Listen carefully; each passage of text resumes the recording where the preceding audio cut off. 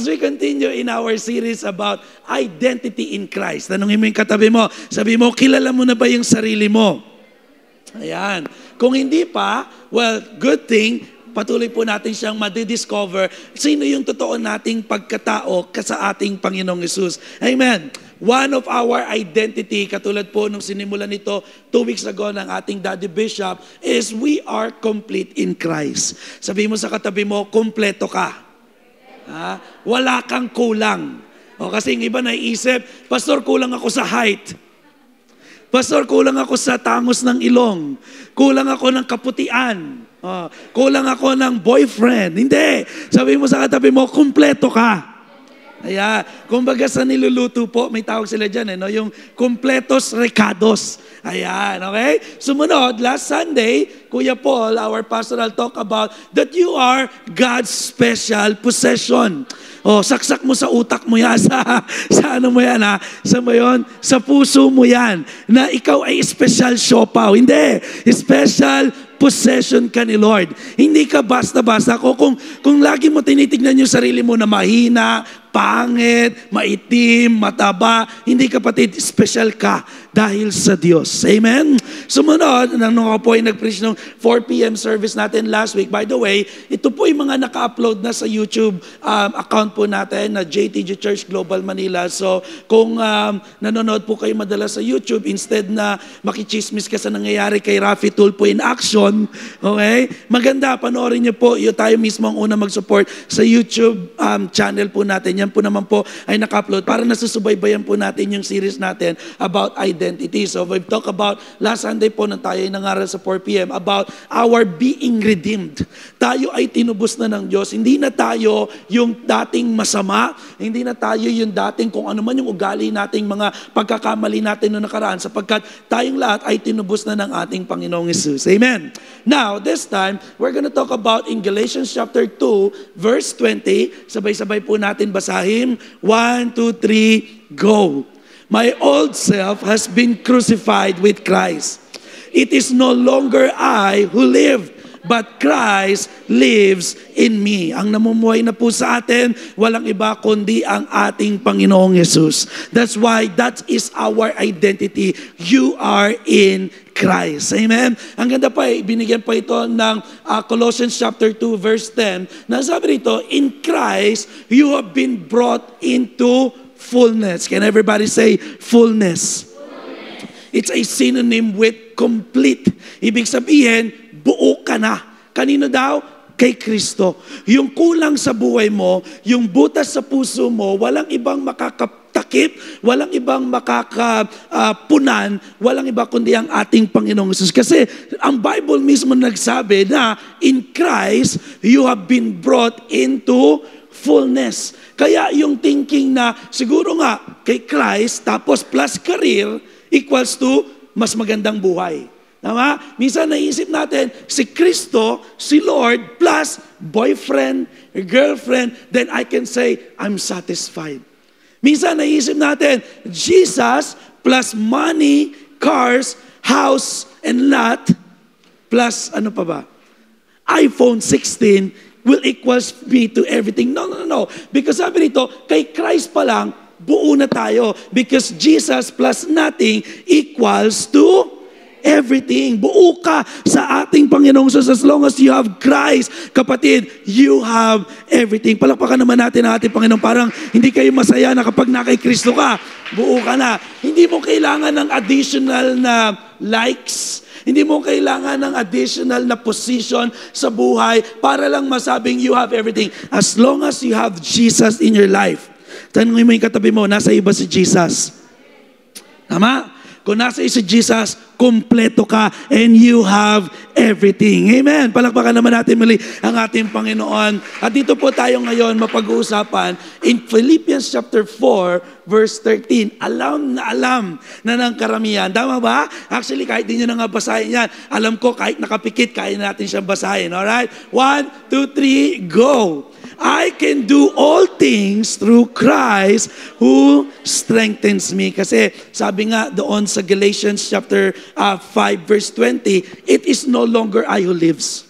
but Christ lives in me. Now, if Christ is living inside of us, then we can do all things through Him.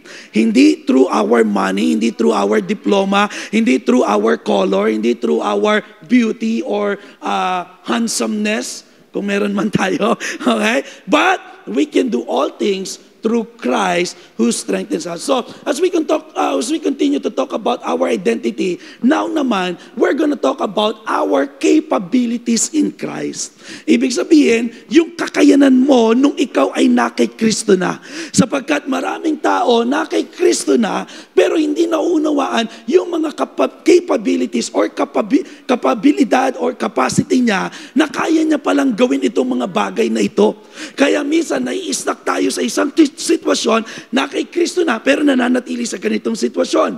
Kasi hindi natin naunawaan, kaya mo pala na umangat sa buhay, kaya mo palang gawin yung mga bagay na pinagagawa ng ating Panginoong Jesus. And you know what? As we start to know our identity in Christ, hindi naman kailangan ni Lord yung ability natin. In fact, sabi po ni Neil Maxwell before tayo mo po, God does not begin by asking us our ability. Hindi mahalaga kay Lord kung anong kaya mong gawin eh. Kasi kaya nga naman niya lahat ng bagay. Anong talent mo, walang kwenta kay Lord lahat yon. Ang kailangan niya, but only our availability. Kaya sabi mo sa katabi mo, huwag kang liliban kapag ka Sunday. Kasi you'll never know, madidiscover mo pala yung panibagong capability mo, kakayanan mo kay Kristo only if you are available. At sabi ron, if then we prove our dependability, He will increase our capability. So we're gonna talk about our identity in Christ in the topic of I can. Sabi mo sa katabi mo, I can. Ano yung mga I can na yan? Those are the things na hindi mo alam, kaya mo pala.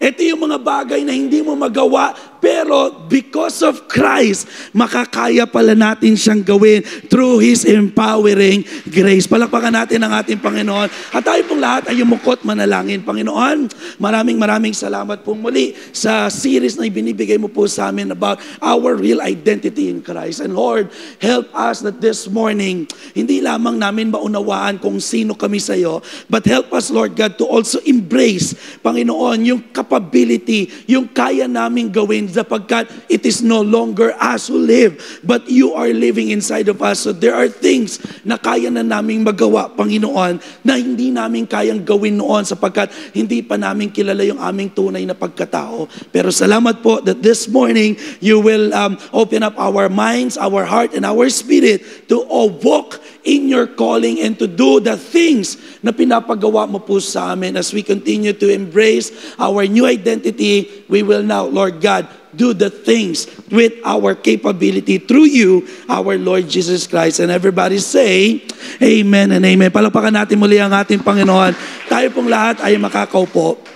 Kasi po, actually kahapon, when supposed to be pag Saturday, family day namin, pero dahil budgeted na, so sabi namin, okay, dito na lang tayo sa bahay, manonood tayo ng movie, and then magja-jogging tayo. Actually, Friday night pa lang, pinag-uusapan na namin na mag-jogging tayo bukas ng umaga. Nag-ano pa kami magkamag-anak, kaming pamilya. O sige tingnan natin kung sino gigising na umaga. Ayun! Hindi natuloy. Okay. Pero, dahil tanghaling na po kami nagising, I think mga 9 o'clock na kami nagising, sobrang init na, hindi na pwedeng mag-jogging dahil masusunog ka na. Literal na malilitsyon ako doon. So sabi ko, mamaya na lang hapon. Si Marco, excited na excited. Sabi ni Marco, yes! Finally, after 4 years, family jogging na ulit. Natawa bigla ako kasi it's been a while simula na nakapag-jogging kaming family kasi medyo masipag po talaga ako sa mga exercise. Kaya it's been a while bago nasunda. Kaya sabi ko, mamaya na lang 4. So ngayon, nanonood kami ng movie sa bahay. Tapos bumili kami ng chicharon, ng french fries. Para ka na rin nasa di ba? Nasa mall o kaya budget movie lang So tapos yung pinanood pa namin, fresh na parang sa sine, di ba? Yung bagong palabas na sa sine, pero available dun sa Sa loklok, parang nandaya pa kami. Budgeted nga pero maganda naman yung Thunderbolts. Kasi totoo lang, sometimes nabubulag tayo sa buong mundong ito ng mga superhero. Sometimes we think Jesus is like a superhero sa buhay natin na kaya niyang gawin ang lahat bagay, pero pag ayaw mong lumapit sa Kanya, hindi ka lalapit sa Kanya. Tama? Minsan lumalapit lang tayo sa Diyos sa mga bagay na hindi na natin kaya. Well, in fact, kaya mo naman. Sabi mo sa katabi mo, kaya mo, kapatid. Amen. That's why our identity in Christ is, the topic I can. Because we're going to talk about the things na pinapagawa sa atin ng ating Panginoong Hesus na hindi natin kaya kumpara sa dati nating buhay. But this time, because we know our identity, makakaya na natin siyang gawin. So, katulad po nitong correct or rephrase ko kay ChatGPT. Sabi ko, i-rephrase mo nga itong nasa heart ko. As we come to know and embrace our identity in Christ, our capability also begin to change for the better. Totoo lang. Kasi as you know your identity in Christ, may mga madidiscover ka sa sarili mo na sinabi sa iyo ng Diyos na hindi mo alam, kaya mo palang gawin at para sa ikabubuti mo pala. Amen? And through His empowering grace, we are now able to do many things we once thought we couldn't do. May mga bagay na akala natin hindi natin kayang gawin sapagkat hindi natin kilala yung ating pagkatao, pero ngayon, kaya mo pala. Parang ang isang taong grasa, kung ang isang taong grasa po ay madidiscover niyan, siya pala yung nawawalang anak ni Henry C. Tama? So, kung nung una, ang kinakain lang niya, pagpag, umaasa siya sa limos, pero naunawaan niya na ako pala'y anak ng isang pinakamayaman na tao sa Pilipinas na nagngangalang Henry C. Tingin niyo ba yung capability niya magbabago? Of course, kasi kung dati, hindi nga siya makapasok sa mall, ngayon kaya niyang pumasok kahit sarado. O diba, gusto niya mag-shopping, sasabihin ng guard, "Sir, pasensya na po, sarado." Sarado. Hindi mo ako nakikilala? Ha? Hindi mo nakikilala? Just to remind you, anak ako ni Henry C. Buksan niyang mall. Ha? Ako lang mag-isa manonood ng sine. Diba?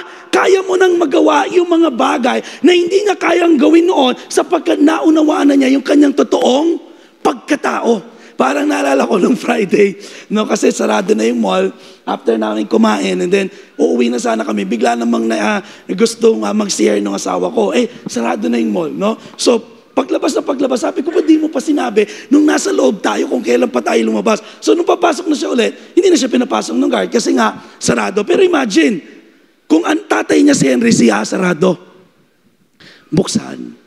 CCR lang ako, pabuksan mo lahat ng aircon, lahat ng ilaw. Kaya na niya Kasi bakit? Kilala niya na yung kanyang identity. So these are the things that we're gonna talk about this morning. Ano yung mga bagay na hindi natin kayang gawin noon, pero ngayon, kaya mo nang gawin by His empowering grace. And because it is no longer us who live, but Christ live inside of us. Amen? Excited na po ba kayo doon? Amen? Palakpakan naman natin si Lord. Mabilis lamang po ito. Gagayahin ko si Paul. Mabilis lang, kaya makinig ka. Tigil mo yung pagka-check mo sa, ano nga tawag doon? Sabi ni Ryan kanina, yung sa Shopee mo. Okay? Hindi tigil mo yung pag-check sa messenger mo. Kaya nga, mabilis lang, okay? Mabagal pa kayo makapick up Bibilisan natin. Kasi nga, ayan. Yung iba hindi pa masyado makapick up, medyo nagla-loading pa Ano kaya yung sinasabi ng pastor na yan? Yung pala yun. Kasi nga, ayun, okay. So number one, that we can is, in Christ, we can now love the unlovely. Madaling magmahal ng mga taong mahal ka. Tama? Madaling tumulong at madaling mahalin ang mga taong tumutulong sa iyo. Madaling mahalin ang mga taong alam mong pauutangin ka. At alam mong lagi kang pagbibigyan kahit minsan nang-aabuso ka na. Madaling mahalin yun. Tama? Pero dahil nakisa na si Kristo, even those people na winawalang yaka, inaalis pusta ang pagkatao mo, kaya mo na ngayon silang mahalin. Amen? Kaya nga sabi ni Jesus, this is my commandment in John chapter 15, verse 12, that you love one another as I have loved you. So may role model tayo ng pag-ibig sa isa't isa. Hindi ikaw ang gagawa ng pag-ibig sa sarili mo lang. Kasi kung ikaw lang, ang hirap magmahal ng unlovely. Tama? Kaya sabi ni Jesus, mamahalin mo yung iba, kaya ng pagmamahal ko sa inyo. Bakit? Paano tayo minahal ni Jesus? Sa kabila ng ating kakulitan. Sa kabila ng ating kasamaan. Minahal ka ni Lord eh. Tapos tayo minsan, ayaw nating magmahal. In fact, ito nga'y binili ni Jesus sa mga disciples kasi alam ni Jesus, itong mga disciples na ito, as time goes by, maglalabasan ng mga totoong ugali, magkakaroon ng away-away. And true enough, nangyari nga yan. Nagkaroon sila ng pagtatalo sa panahon ni Pedro at ni Pablo. Tama? Pero naalala nila, sabi ni Jesus, magmahalan tayo. Bakit? As we know each other well, doon na natin nakikita yung kahinaan ng bawat isa. Kaya mas nagpo-prove na kay disciples, kasi yung karugtong yan in verse 13, sabi ni Jesus, this will prove to the world that you are my disciples if you love one another. Kahit minsan bad trip ka sa taong yan, kaya mo siyang mahalin. Actually, parang level 2 pa nga lang ng pag-ibig yan eh. Kasi level 1, mahalin mo yung nagmamahal sa'yo, madali. Tama? Level 2, yan. Mahalin mo kahit nakikita mo na yung totoo niyang ugali. Ito yung level 3 na napakahirap gawin. And in fact, tingin ko pare-pares tayo minsan ganito. Diba? Yung ganito sasabihin sa ni Jesus in Luke 6, 27-28, but to you who are listening, sinong nakikinig, sumigaw ng amen. Amen. I say, love your enemies. Ang hirap, pastor, kasi sinaktan ako niyan. Yung puso ko sugat na sugat sa taong yan. Pero, sabi ni Jesus, mahalin. At ano pa? Yung galit sa'yo, do good to those. Ang hirap. Pastor, pwede bang patayin na lang din yung kagalit ko? Tama? Madaling sabihin, ang hirap gawin. Kaya nga, di ba, pag nandito yung kaaway mo sa church, di ka maka-attend? Naku, nandun. Mamaya na lang ako 4 p.m. O kung atin siya ng 4 p.m., 10 a.m. na lang ako kasi hirap na hirap akong pakitaan siya ng mabuti. Tama? O minsan pagka hindi kayo close, dito ka, dun siya. Kaya pag umamen ka, amen! Papunta dun sa kagalit mo. Ang hirap, di ba? Tapos, bless those who curse you. Pagpapalain mo pa yung sumumpa sa'yo. Man, ang hirap. Yung minura ka, tapos sasabihin mong, I love you. Ang hirap. Tama? Ano pa? Pray for those who mistreat. Ang hirap na naman. Yung binalasubas ka ng kabataan mo, tapos pagpe-pray mo, ay pwede, pastor, pagpe-pray ko siyang kunin na siya ni Lord. Hindi na ganun eh. Actually, pagpe-pray mo siya para pagpalain siya ng Diyos. Ang hirap, di ba?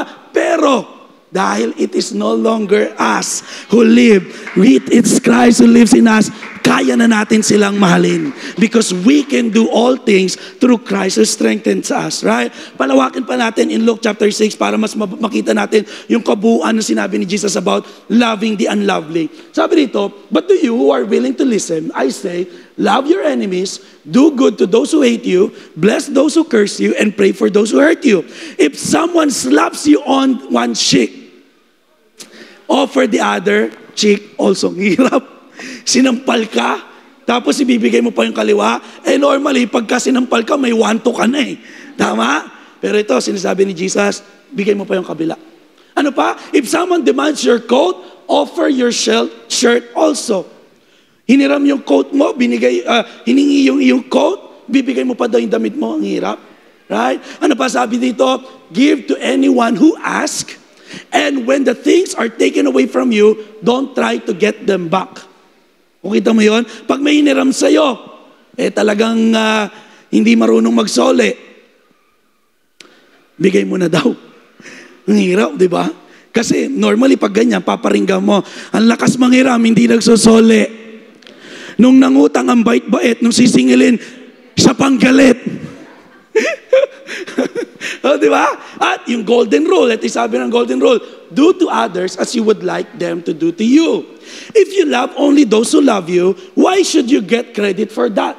Anong credit may bibigay sa'yo kung mamahalin mo lang, magiging mabait ka lang sa mga tao lang din na mababait? Even sinners love those who love them. Tama ba? Kahit yung mga makasalanan, yung iba nga kaya yung magnanakaw para may pang-share sa kapwa niya magnanakaw.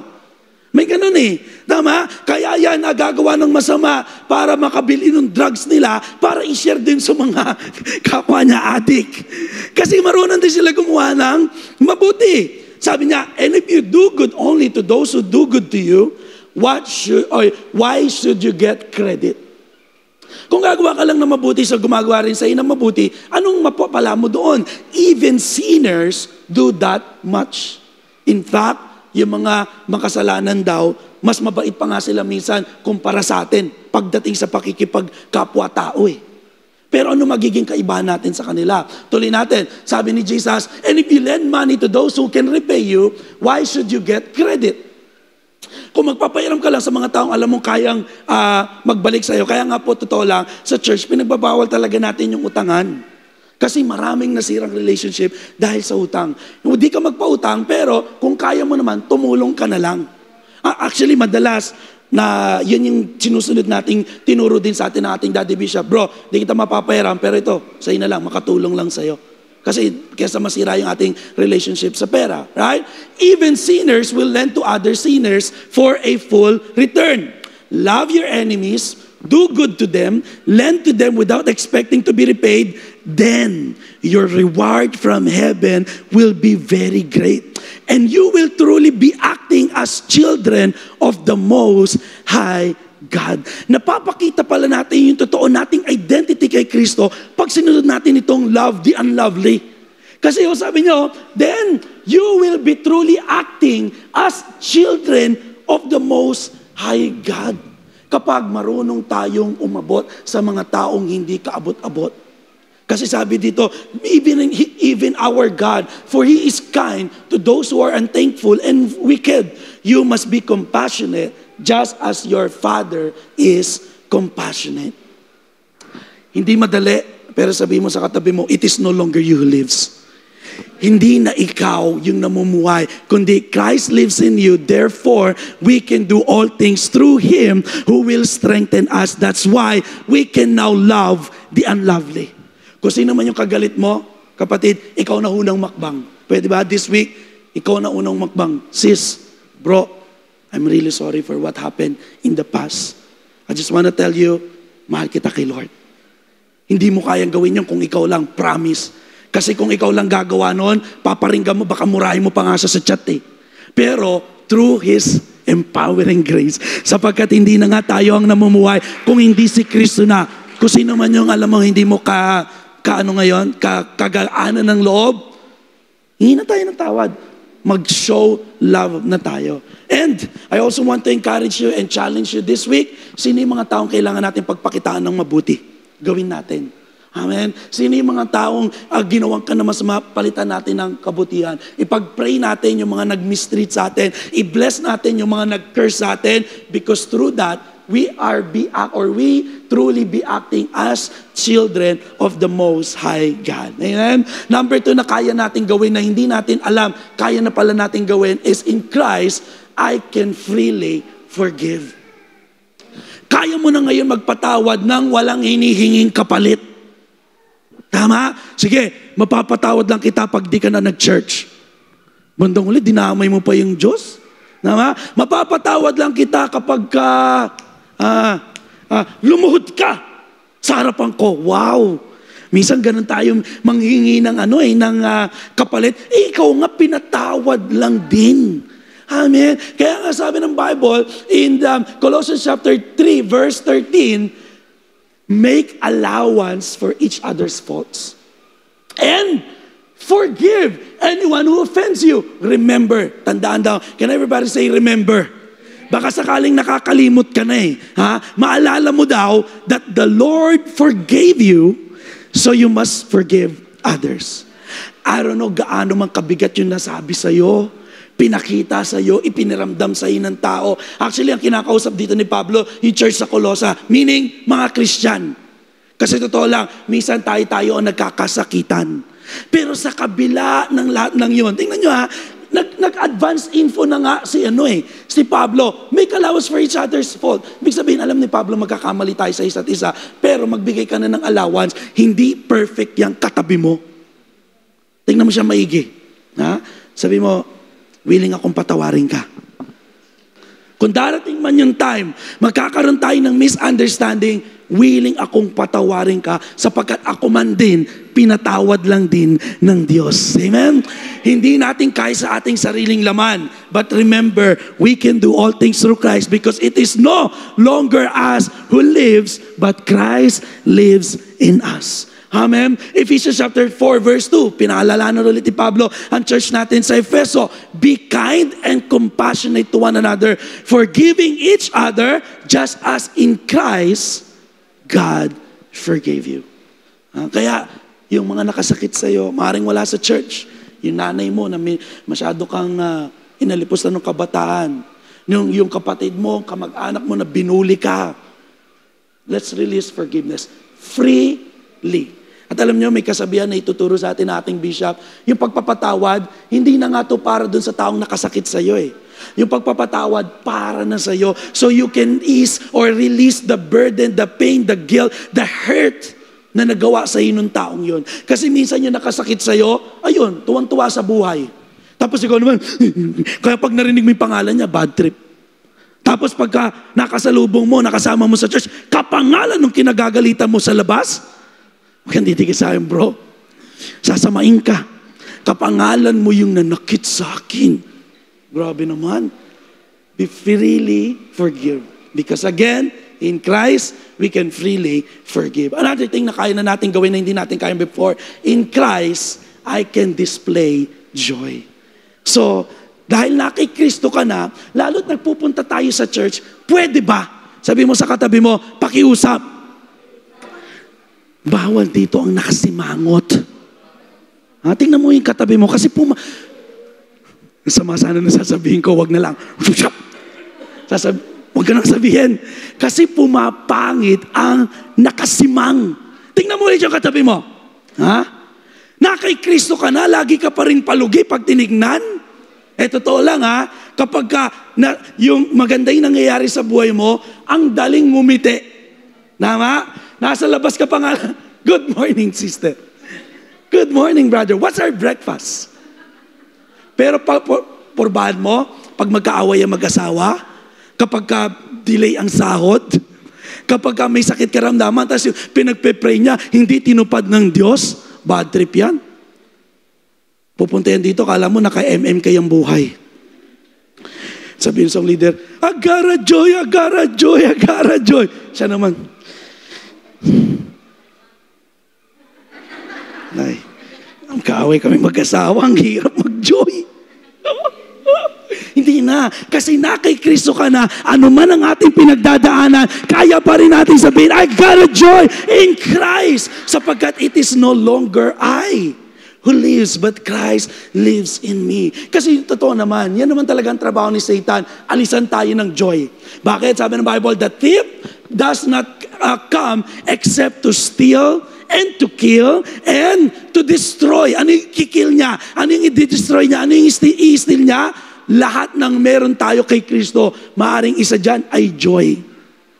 Gusto niya madalas kang mamuhay ng malungkot. Gusto niya lagi ka lang paimo-imo. Pero tatandaan mo, dahil na kay Kristo na tayo, we can display joy because sabi ng Bible, Jesus come that we may have life and that may have it more abundantly. Overflowing till it overflows yung buhay kay Kristo. Kaya nga, di ba may kanta po tayo, ang buhay ko kay Kristo ay paganda ng paganda. Pasaya ng pasaya, hindi palungkot ng palungkot. Iba sa atin, nasa church, ang lungkot ng buhay eh. Hindi ko sinasabi na tawanan lang natin. I know every one of us has own struggles in life, has own problems in life, pero in spite of that, because we know we are in Christ, kaya pa rin nating maglingkod ng may kagalakan sa ating Panginoon. Amen? Paano pa masasapatan yung ating joy? Sinabi rin ni Jesus, John 15, verse 10 to 11. Sabi rito, sabay-sabay natin basahin. 1, 2, 3, go. When you obey my commandments, you remain in my love. Just as I obey my Father's commandments and remains in His love. I have told you these things so that you will be filled with my joy. Yes, your joy will overflow. Palakpakan naman natin ang ating Panginoon. Kailan daw mag-overflow yung joy natin? If we remain and obey His commandments. Totoo lang. Kaya naman di ba, literal, minsan pag nakakagawa ka ng alam mong hindi mo dapat gawin, tama? Nakakawala ng joy. Tama? Ang saya-saya sa church. Tapos pagdating ng tithes and offering, hindi ka nag-tithes and offering. Tanggal agad yung joy. Tama? Kapag alam mong may joy, pero pag may ginawa na naman kayong mag-boyfriend, mag-girlfriend, na alam nyo hindi nyo pa dapat gawin, nawala agad yung joy. Pag may pinanood ka na naman sa YouTube, Netflix, kung ano man, platform, or even dark websites na hindi mo dapat pinanood, tama, nawawala yung joy agad eh. Kaya nga minsan nagiging response natin, huwag tayong matin sa church, nakakahiya, karumal-dumal na naman ang aking ginawa. Pero hindi, if we want to have a joy in Christ that is overflowing joy, let's remain in His and obey His command and remain in His love. Tama? Kasi bakit? Sabi ni Theodore Elf, ang ganda po ng ginawa niyang quote, to have joy doesn't necessarily mean we will be hilarious and laughing about the trials we are experiencing. Hindi yung, may sakit ako, ang saya. Praise God, may cancer ako. Hindi ganon. Sabi ni Theodore F., but it means that we will have a deep-seated confidence that God knows what He is doing and that the result will be for His glory and our good. Lord, hindi maganda itong pinagdadaanan ko ngayong pain. Hindi maganda itong nararanasan naming pamilya. But I know, in my heart, deep-seated, confident, alam mo yung ginagawa mo. Magtitiwala lang ako sa iyo sapagkat alam ko ang resulta nito for your glory and for my good. Hindi ko pangungunahan ng plano mo sa akin. Bagamat nag-apply ako, di ako tinanggap. Nandun naman na sa akin ang lahat. Humble nasa inalata. Okay? Alam mo yun, ginawa ko naman ang lahat. Pero bakit hanggang ngayon ganito pa rin ang estado ko? But you know, deep-seated, Lord, I know what you're doing. Mabigat yung pinagdadaanan, may sakit karamdaman, palugi, nababaong kami lalo sa utang. Pero I know, God knows what He is doing. And ang resulta pa rin ito for His glory and for my good. Because again, in Christ, we can display joy. Kaya sabi mo sa katabi mo, display joy. Tama na ang simang, okay? Bawal na ang lagi na lang malungkutin na parang tinutugtugan ka ng piano, paglalakad ka.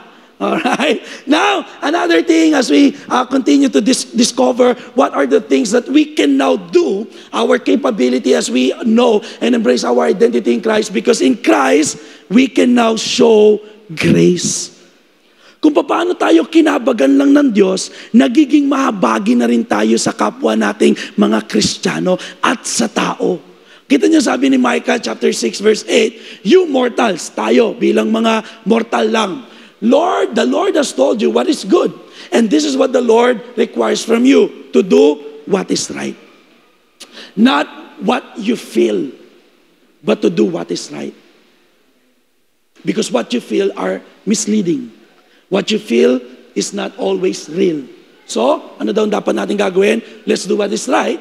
To love mercy and to live humbly with your God. Kaya, alam mo, magagawa natin yung step 1 that I can love the unlovely if we will show grace. Yung ikaw mismo mapag-unawa.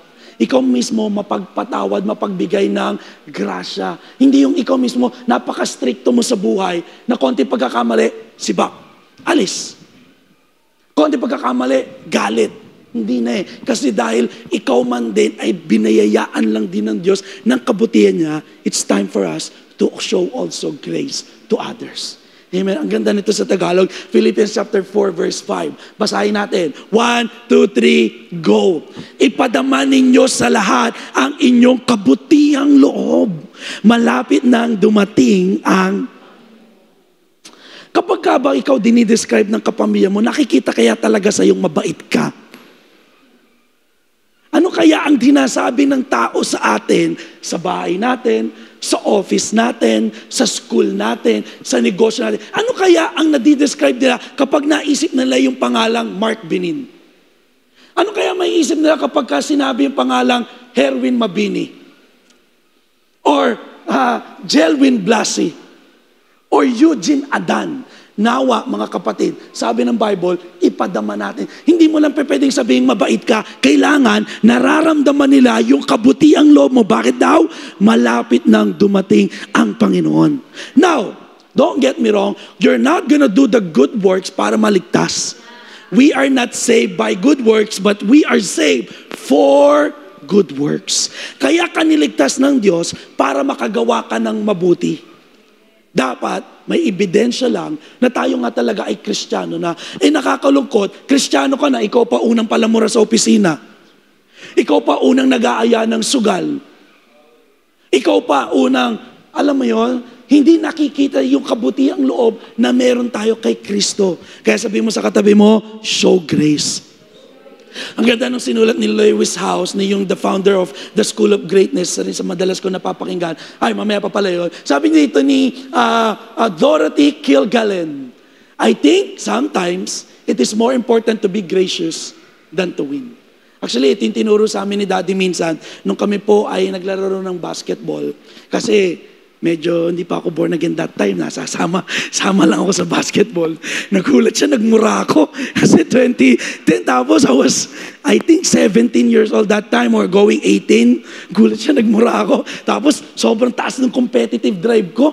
Tapos sabi sa amin ni Daddy noon, kasi sabi niya, parang nakikipagtalo ko sa isang, hindi pa rin naman siya pastor that time, nagkakainitan kami, nagkakamurahan kaming konti. No? Pero Christian din siya, lumaki siya sa church. Ako, hindi ako lumaki sa church. Tapos sabi sa amin ni Daddy, nung natalo na kami, sabi niya, Nak, alam mo, minsan, okay lang matalo tayo. Na-win naman natin yung relationship. Kesa, nanalo nga tayo, galit naman sa yung kalaro natin kasi nga, masyado ka ng, alam mo yun, nagmura ka na, nanakit ka na, alam mo yun, on purpose na gusto mong manakit ng tao, hindi rin maganda. At minsan ganun din sa pag-aasawa. At maging sa literal na buhay, kung sino man ang kausap mo, minsan, di bali nang talo ka na sa diskusyon, talo ka na sa argumento, na-win mo naman yung relationship mo sa kanya. Minsan, okay lang ikaw na yung magmukhang mali. Okay lang. Just say sorry, forgive. Kesa, ikaw nga yung tama, malayo naman loob nila sa'yo. Bandang huli, pag nakatalikod ka, pagkarat ka, ang galing mo. Praise the Lord sa buhay mo. Pero di ba?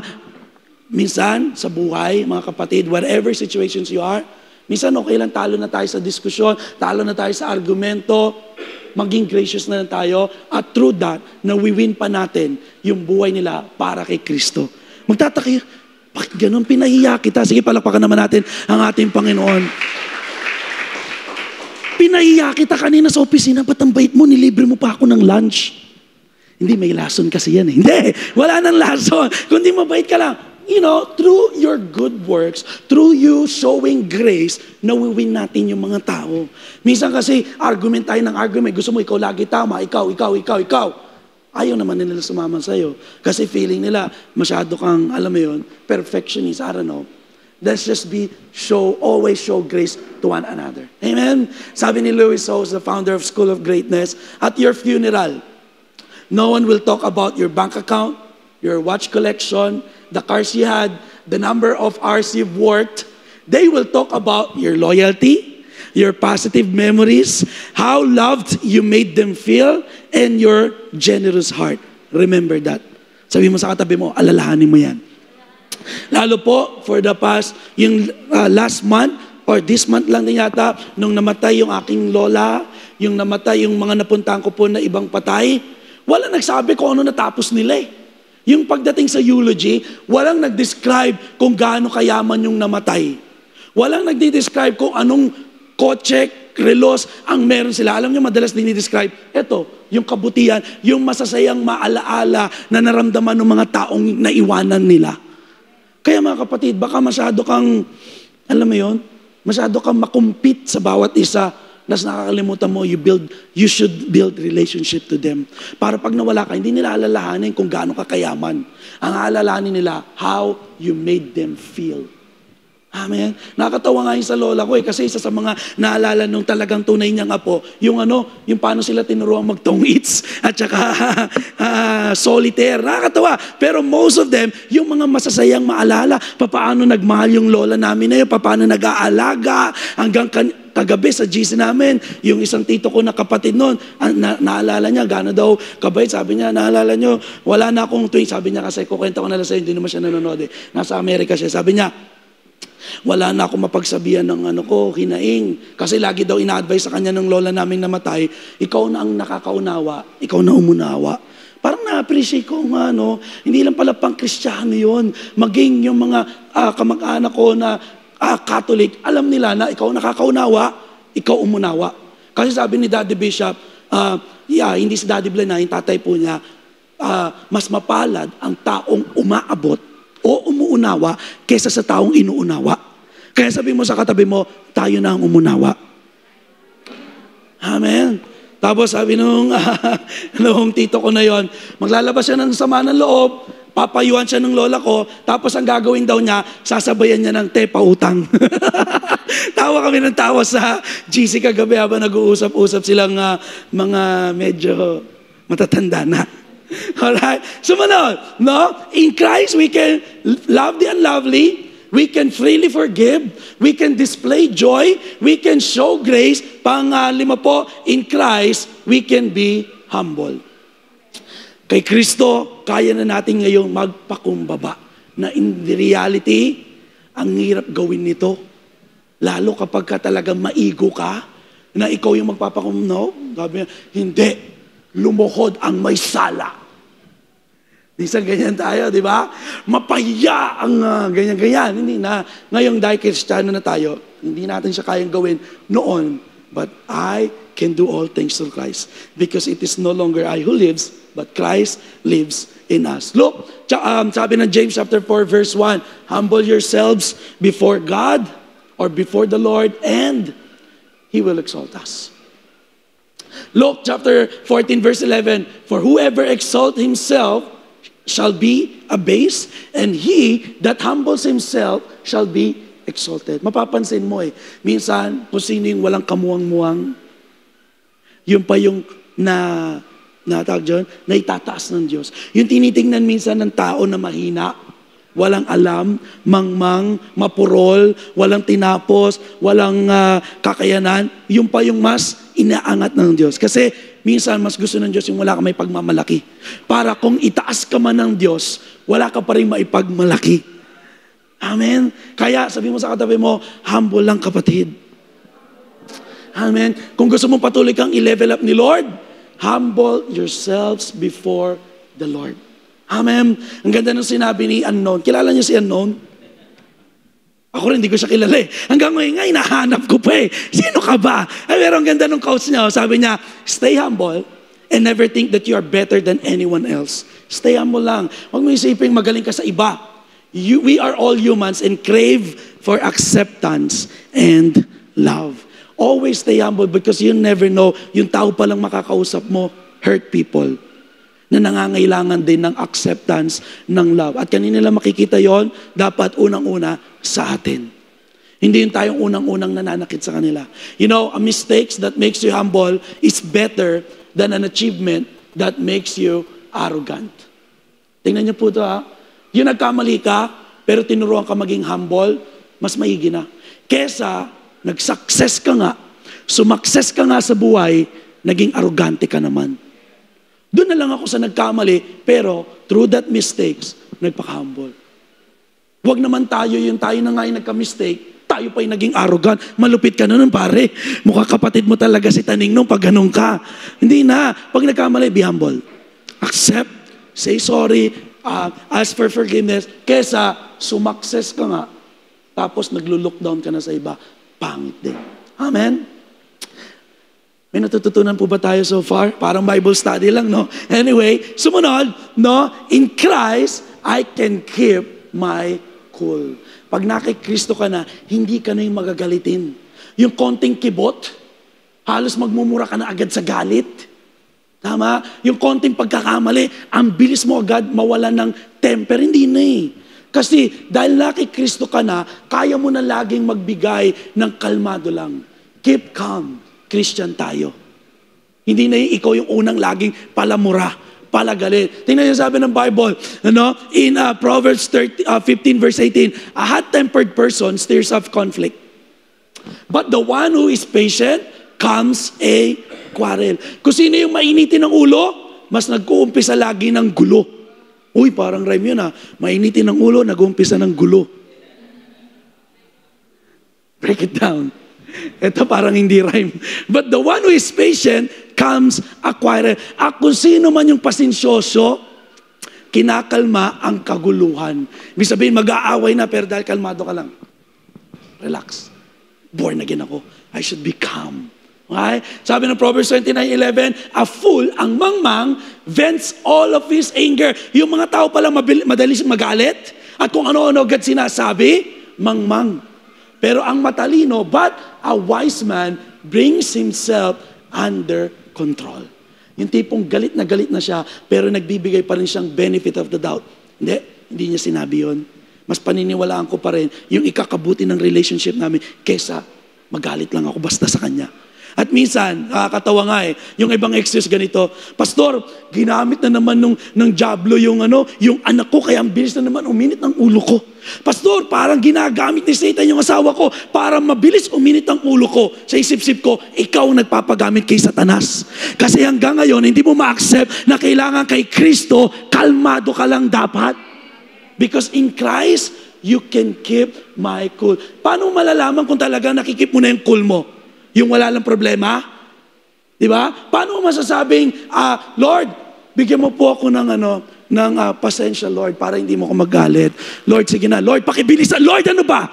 Bandang uli, kay Lord ka na nagalit, no? Pasensyoso. Wala ka talagang ka-cool-cool eh. Di ba? Paano mo malalaman binibigyan ka ni Lord ng laging, cool lang, kalmado lang? Bibigyan ka niya ng mga taong mga asar sa'yo.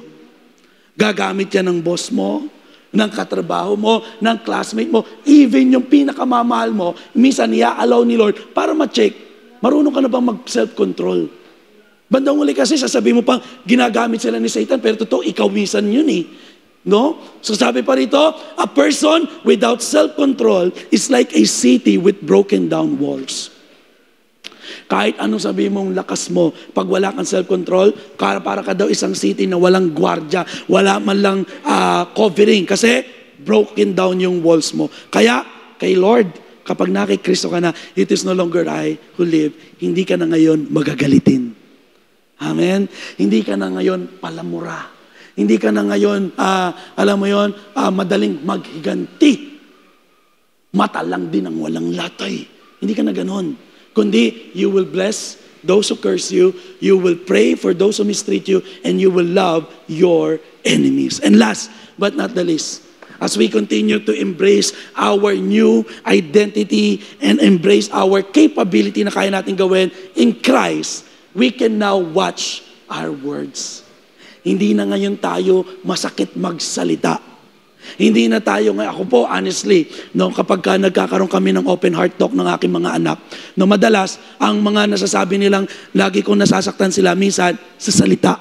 Kaya lagi ako humingi ng sorry and I try to improve myself hanggat maaari, hindi ko na sila masasabihan ng gano'n. Kasi minsan, yung nasabi ko 5 years ago, 10 years ago, naalala pa rin nila. Kaya let's watch our words. Amen? Wag masyadong mapanlait. Huwag masyadong mapanirang puri ang salita. Pakita muna natin yung verse, kapatid. May verse ito. Sabi rito, natakpan ba? Naku, natakpan nga, bro. Pakialis mo muna yan. Yung papanorin nating video. Mo muna, gilid onte. Ayan. Pakita natin. In Ephesians chapter 4, verse 29, it says here, don't use foul or abusive language. Let everything you say be good and helpful so that your words will be an encouragement to those who hear. Question, yung nakakarinig kaya sa atin, na-encourage sila? O lalo silang nadidegrade sa sinasabi mo? Let's watch our words. Because in Christ, dapat hindi na tayo gumagamit ng masasama at abusadong salita. Ang lumalabas na lang daw sa bibig natin, good and helpful. Amen? Because words has impact.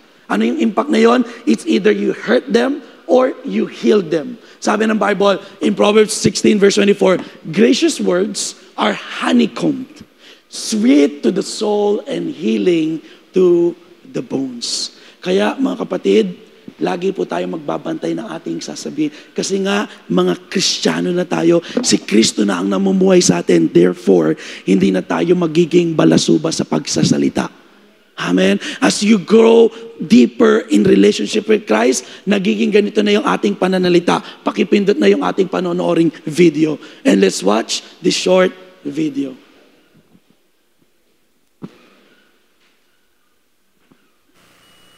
Yung may sounds, yan. Konti na lang. Yan. Itong babaeng to, nakita ko lang siya sa Reels. Sabi ko, maganda nga, no? Magmumura na, pero dahil malalim na siya kay Lord. Pakinggan natin. Walang audio. Kaya ba? Sige. Sa mga nanonood online, kapit lang. Para sa iyo talaga to. Yeah, ulit na lang. Magmumura na eh.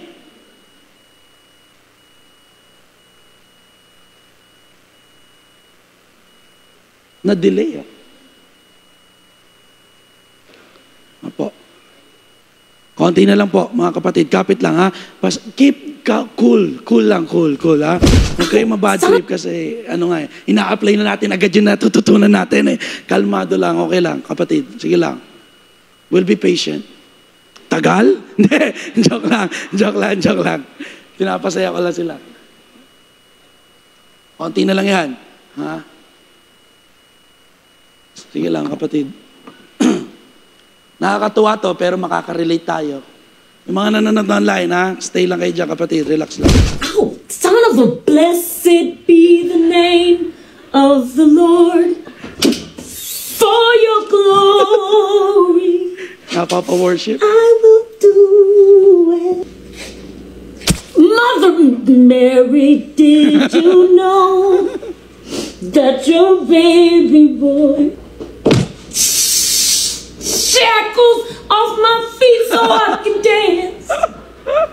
Just wanna praise you. Lumitaw. Just wanna praise you. Jesus. Siguro tuwan-tuwa na si Jesus kasi yung dating palamura, nagwo-worship na kada magagalit. Palakpakan naman natin si Lord, di ba? Parang ikaw, no, nasagi ka, ay pupurihin ka. Oh, Diyos. Magmumura na eh. Because again, it is no longer I who lives, but Christ lives in me. Because in Christ, I can. Palakpakan naman natin muli ang ating Panginoon. We can do all things through Christ who strengthens us. Tayo pong lahat ay tumayo. Hallelujah. Purihin ka, Panginoon. Salamat sa iyong salita. Salamat sa pagpapaalala sa amin. Again, church, as you embrace our identity in Christ, our capabilities also begin to change for the better. And through His empowering grace, we are now able to do many things we once thought we couldn't. Ano yung mga bagay na hindi natin kayang gawin noon, na kaya na natin ngayon because of Christ? Review lang natin. Number 1, we can love the unlovely. Number 2, we can freely forgive. Number 3, in Christ, we can display joy. Number 4, in Christ, we can show grace. Number 5, in Christ, we can be humble. Number 6, in Christ, we can keep our cool. And last but not the least, in Christ, we can watch our words. Tayo pong lahat ay yumukot pumikit. Let us reflect to the Word of God. What are the things na kailangan mo yung grace ni Lord para makapagsimula na tayong magawa yung mga bagay na yon na alam nating hindi natin kayang gawin sa ating sarili lang. But through His empowering grace, Amen. We can do it because it's no longer I who lives, but Christ lives in me. And therefore, we can do all things through Christ who will strengthen us. Come on, let's pray and let's talk to the Lord individually as the worship team leads us in worship.